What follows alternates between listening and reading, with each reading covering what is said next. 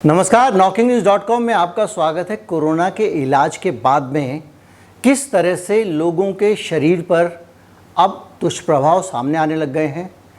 जैसे जैसे समय बढ़ रहा है, नई नई परेशानियां सामने आ रही हैं और कोरोना के इलाज के बाद में जो लोगों को साइड इफ़ेक्ट आ रहे हैं उनका भी पता लगना शुरू हो गया है।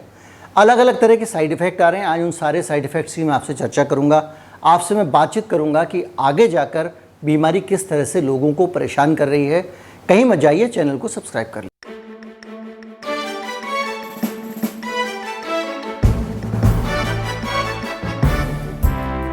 कोरोना के मामले में ये होता है कि जब अंदर वायरस जाके सक्रिय होता है और फेफड़े की दीवारों पर जाके वो चिपकना शुरू होता है, अपनी वो जो नुकीली संरचनाएं गोली के बाहर लगी होती हैं उनके ज़रिए, तो जब वो चिपकता है तो उसके कारण शरीर जो है उसमें सूजन आने लगती है, जिसको आप कहते हैं इन्फ्लेमेशन। जब इन्फ्लेमेशन होता है आपके अंदर से और सूजन आती है तो फेफड़ों को सांस लेने में दिक्कत होती है। सूजन उतारने के लिए जो दवा, अंग्रेज़ी दवा सरकारी अस्पताल में या हर अस्पताल में, जो भी अस्पताल हैं, आप आईसीयू में देनी होती है, वो दवा कहलाती हैं, उस दवाओं का एक समूह है, वो कहलाती हैं स्टेरॉइड्स। जब स्टेरॉइड्स आप किसी को देते हैं तो वो स्टेरॉइड्स जो हैं जीवन रक्षक दवाएं। बहुत इमरजेंसी सिचुएशन में डॉक्टर उनको इस्तेमाल करता है, लेकिन वो इमरजेंसी में ही इस्तेमाल करनी चाहिए क्योंकि उन दवाओं के बहुत घातक साइड इफ़ेक्ट होते हैं। और अब स्टेरॉइड के जो साइड इफ़ेक्ट ज़्यादा से ज़्यादा सामने आए हैं, उनमें से एक बड़ा साइड इफ़ेक्ट हो गया है डायबिटीज़ का साइड इफ़ेक्ट। देश भर में स्टेरॉइड्स के ज़रिए इलाज करा के जो लोग भी अस्पतालों से लौटे हैं, उनमें एक बड़ा प्रतिशत ऐसे लोगों का है जिनका शुगर लेवल बढ़ गया है और अब उनको अपनी डायबिटीज़ को कंट्रोल करने के लिए दवाएं लेनी पड़ रही हैं या इंसुलिन लेनी पड़ रही है। ये एक बड़ा साइड इफ़ेक्ट है जो हर तरफ देखा जा रहा है और एक बड़ी समस्या बन गया है। डॉक्टर समझ नहीं पा रहे हैं कि इस नई समस्या से कैसे कम्बैट करें, क्योंकि ये समस्या सरदर्द बनती जा रही है।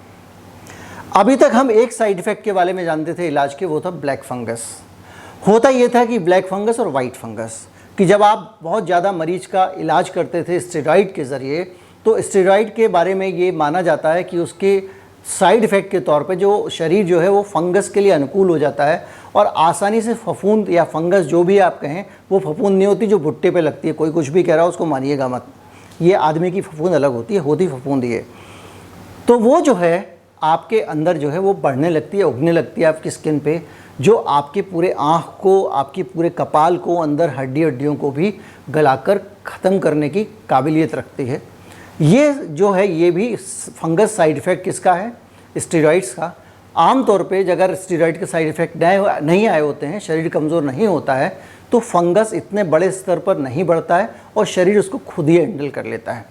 एक और इलाज का ही साइड इफ़ेक्ट मान लें या लापरवाही मान लें, ये फंगस लोगों के शरीर के अंदर आने की एक वजह जो बन रहा था वो ये बन रहा था कि जो ऑक्सीजन आपके ह्यूमिडिफायर लगा होता है अस्पताल में, जब आप ऑक्सीजन लेते हैं तो अस्पताल ऑक्सीजन थोड़ी नमी मिलाने के लिए एक कांच की इतनी बड़ी बॉटल होती है ह्यूमिडिफायर के अंदर क्या करते हैं, आप ऑक्सीजन को छोड़ते हैं और जैसे हुक्के में बुलबुले उठते हैं वैसे वो हवा पानी के अंदर से धुल के और साफ़ होके आती है और उसके साथ साथ उसमें थोड़ी नमी भी आ जाती है ताकि वो अंदर अच्छे से सूदिंग लगे।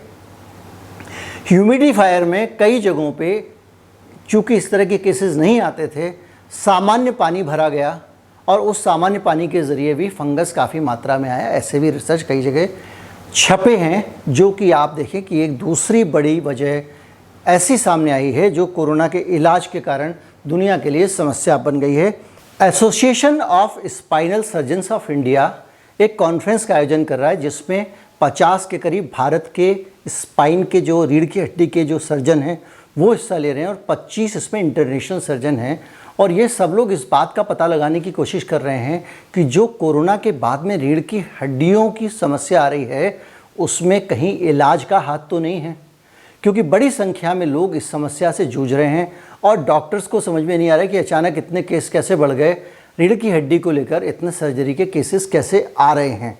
एक मान्यता धारणा ये भी रही है कि जो स्टेरॉइड होता है उसके कारण भी रीढ़ की समस्याएं या हड्डियों की समस्याएं बढ़ जाती हैं।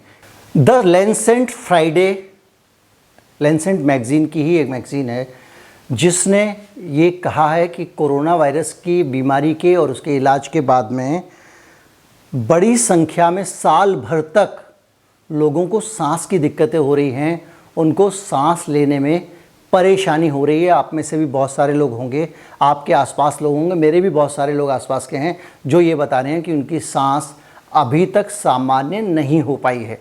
इस स्टडी के बाद में लोग ये जानने की कोशिश कर रहे हैं इसके कारण क्या हैं, क्या ये किसी साइड इफ़ेक्ट का नतीजा है। रेमडेसिविर जो है जितनी ज़्यादा पॉपुलर दवा हुई है उतना ही उसको लेकर बहुत सारे चीज़ें सामने आई हैं और अंधाधुंध रेमडेसिविर का जो उपयोग हुआ है वो इस बार हुआ है। और इस दवा के जो दुष्प्रभाव हैं, वो दुष्प्रभाव जो बताए जाते हैं वो ये है कि ये वैसे तो इसके लिए कहा गया है कि इसको हॉस्पिटल में डॉक्टर की देखरेख में ही किया जाए, लेकिन फिर भी दवा है, आप कितनी भी देखरेख में कर लें वो लॉन्ग टर्म साइड इफ़ेक्ट तो डॉक्टर उस वक्त नहीं रोक सकता। तो जो रेमडेसिविर है उसके असर लिवर और किडनी पे, ये हमारा अपना हिंदुस्तान का ड्रग कंट्रोलर जनरल है, ये उसका रिमार्क है कि ये किडनी और लिवर ख़राब कर देगा, इसके अलावा कोई फ़ायदा ये नहीं करेगा आपके कोरोना वायरस के इलाज में। इसके अलावा इस बीमारी के बारे में ये भी बताया जा रहा है, माफ़ कीजिएगा, इस दवा के बारे में ये भी बताया जा रहा है कि इसके कारण बहुत सारी हार्ट रेट बढ़ने की समस्याएं आती हैं, जिसको कि कहते हैं टैकीकार्डिया, जिसको कि कहते हैं कि आपका दिल जल्दी जल्दी चलने लगता है, जो आमतौर पर एंग्जाइटी के मरीज़ों में या दूसरी परेशानियों के बीच में होता है। तो कुल मिला के ये समझ में आता है कि जो इलाज भी है इस बीमारी का वो और भी ख़तरनाक है, इसलिए बेहतर हो कि इस बीमारी से बच के रहा जाए, पूरी सावधानी बरती जाए ताकि ये बीमारी आपके नज़दीक ही ना आ सके, क्योंकि अगर ये हो जाती है तो बड़ा परेशान करती है और उसने काफ़ी परेशान लोगों को किया है। यहाँ तक कि इसका इलाज भी ऐसा है जो आपकी ज़िंदगी को और ख़राब कर देता है। आपका जो लाइफ है, देखिए बीमारी और जो दूसरी चीज़ें हैं वो तभी बीमारी मानी जाती हैं जब वो आपकी रोज़मर्रा की ज़िंदगी को प्रभावित करें। कुल मिला के इस वीडियो के ज़रिए मैंने आपको ये बताने की कोशिश की कि किस तरह के साइड इफ़ेक्ट आ रहे हैं, किस किस तरह के दुष्परिणाम लंबे समय बाद आने वाले हैं। अभी और समय आएगा तो और नई नई चीज़ें सामने आएंगी।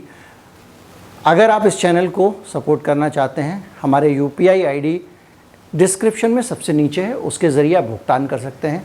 ज़्यादा से ज़्यादा लोगों को इस चैनल से जुड़ने के लिए प्रेरित करें। नमस्कार, जय हिंद।